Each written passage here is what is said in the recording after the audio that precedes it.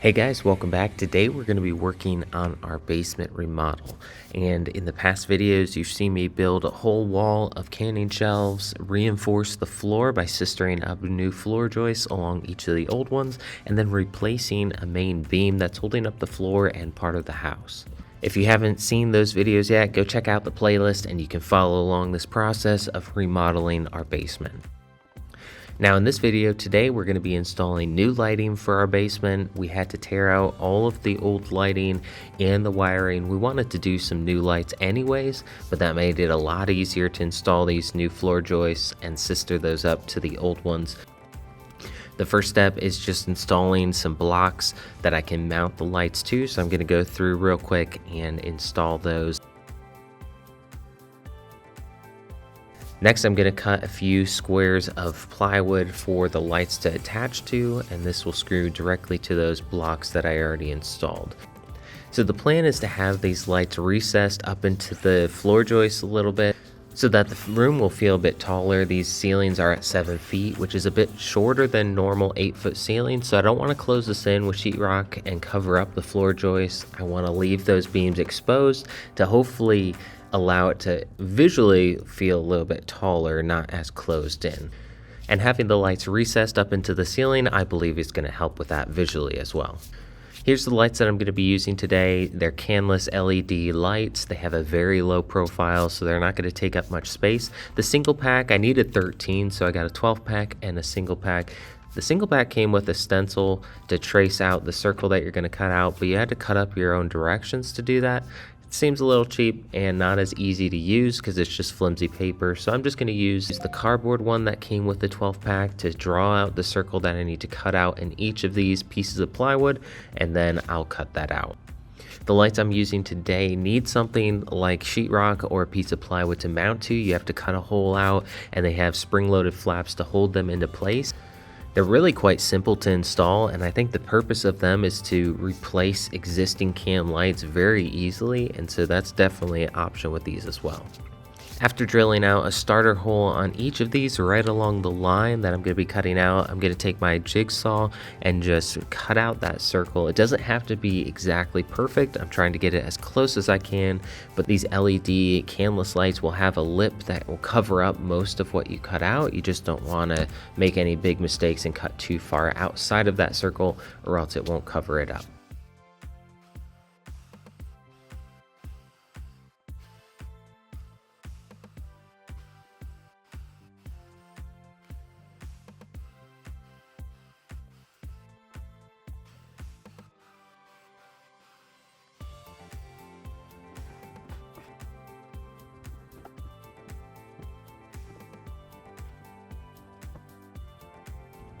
After all the holes have been cut out, I'm going to go through and pre-drill each of these just to make sure there won't be any chance of splitting when I mount these in place.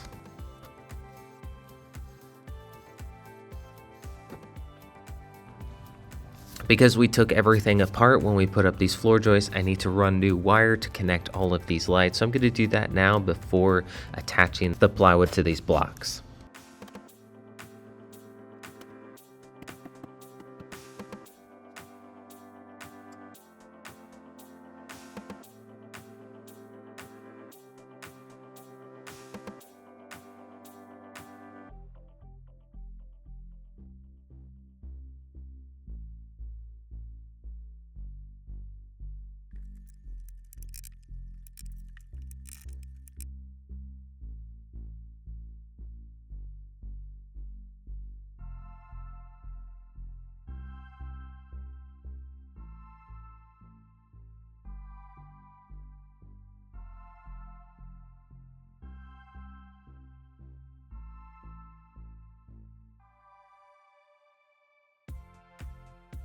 Now that I've run the wire, I'm going to start installing these lights one at a time. The first step is going to be in mounting the electrical box that comes with these lights to the ceiling, and once that's mounted, I need to start making the wiring connections. This one's actually the easiest one, the ones at the end of the chain of lights, because there's only one set of wires to attach here, and these boxes don't have a ton of space. Some of the other ones that I have that split and go to two other lights in the chain, there's 3 wires combined confined in these little boxes, and that is a pain to get them to fit. So keep that in mind. It has the ability to fit that many in here with the wire nuts. They're push connections for 4 wires to be included, but it's really hard to fit that in there. Then I'll attach the piece of plywood with 1 screw on each side into those blocks up above, and then it's just simply plugging in that LED light, folding the spring-loaded tabs up and pushing it into place, and then we'll move on to the next light. I'm going to be installing 8 lights on this side of the basement and then 4 more on the other side in just a minute, but I'll speed through this really quick and show you guys what it looks like when it's all done.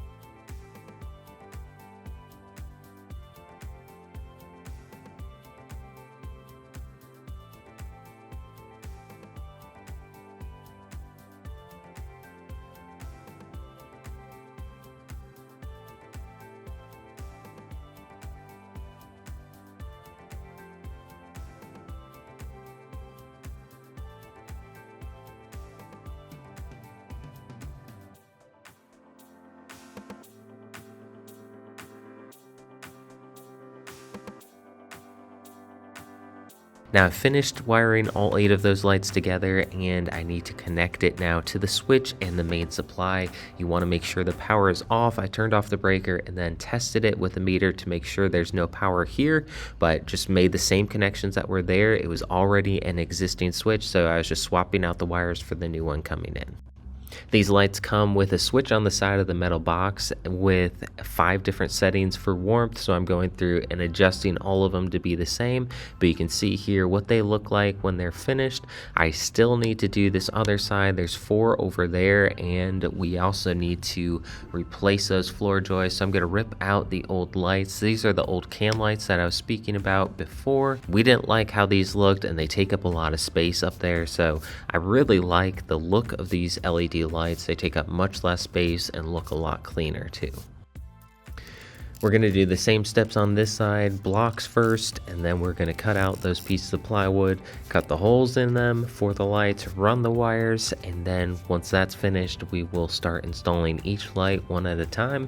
And we're actually installing a second switch on this side. I want to be able to turn off the lights on this end of the room or on the other, and so we're going to install a 3-way switch on both sides so you can easily turn on or off the lights on either side.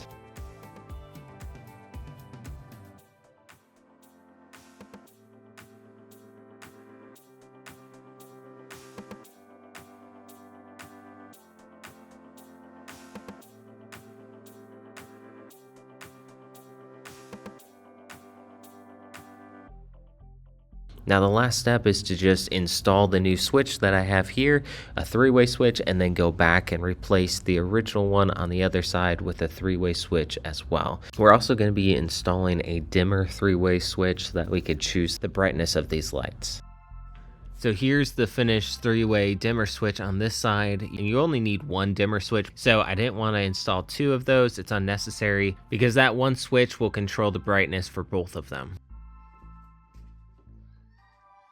Alright guys, that just about finishes up today's video. If you enjoyed this video, don't forget to hit that like button down below and subscribe to the channel if you have not already. In an upcoming video, we're going to be straightening out all the wiring and plumbing so that it's going to look nice once everything's painted. We're going to finish off the interior walls, put up sheetrock, spackle those, and then prep the exterior walls, the block foundation, for some paint. So we got to patch all the holes in the blocking from these strips that were here, and then making any last minute preparations for paint on these walls as well as the ceiling. So stay tuned for future videos, and if you haven't seen some of my other basement renovation videos that I mentioned before, you can check those out right here on the screen, and you can find a lot more content on my channel if you want to go check that out.